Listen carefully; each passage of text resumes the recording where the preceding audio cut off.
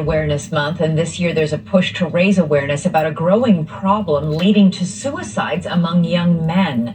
In the past year, the FBI says it has received more than 7,000 reports of online sextortion of minors. More than a dozen sextortion victims reportedly died by suicide.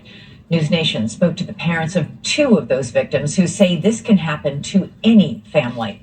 Nancy Liu joins us now with more. Nancy, the parents you spoke with had a really dire warning.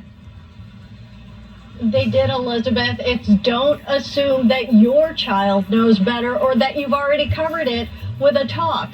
The FBI says sextortion has led to at least a dozen suicides, sometimes in a matter of hours.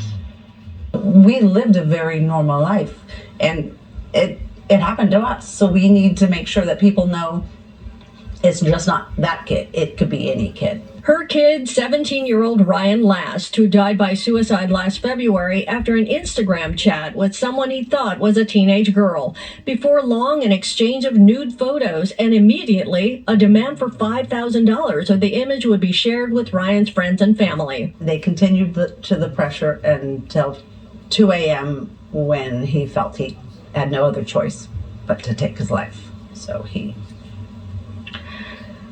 the span of 8 hours. From start to finish, it was an 8-hour ordeal. Ryan's tragic sextortion case is among many involving young men, and this is how it often begins.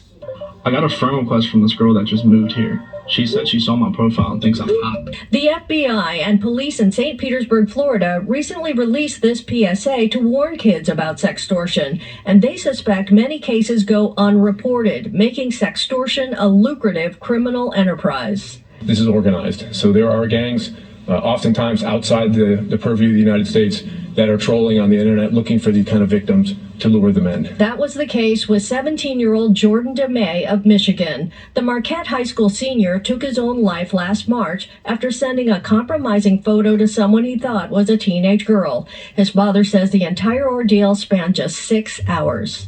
This thing is literally happening to every single teenager that's on social media. It's just a matter of if they bite, how far they bite, how far they go. Do they say anything? Don't they say anything? And up until including, do they kill themselves over this? The sextortion of Jordan included escalating threats and demands for more money even after he sent $300. Jordan said, "I'm going to kill myself right now because of you." And those suspects told my son that, "Good, go ahead and do it, or we're going to make you do it." And he did it.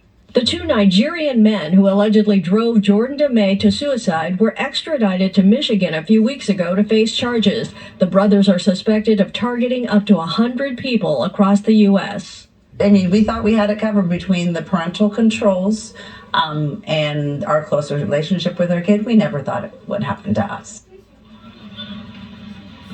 Investigators believe high school boys are being targeted because they're unsuspecting, and many have access to college accounts. In cases of sextortion, experts say it's important to alert authorities immediately and block the predator, but do not block any of those posts that might be used as evidence. And Elizabeth, it's so important for kids to know that they can go to a trusted adult to alert them. Wow. Oh my gosh. That's just heartbreaking for those two families and the other families, because apparently this is happening a lot. Nancy, thank you.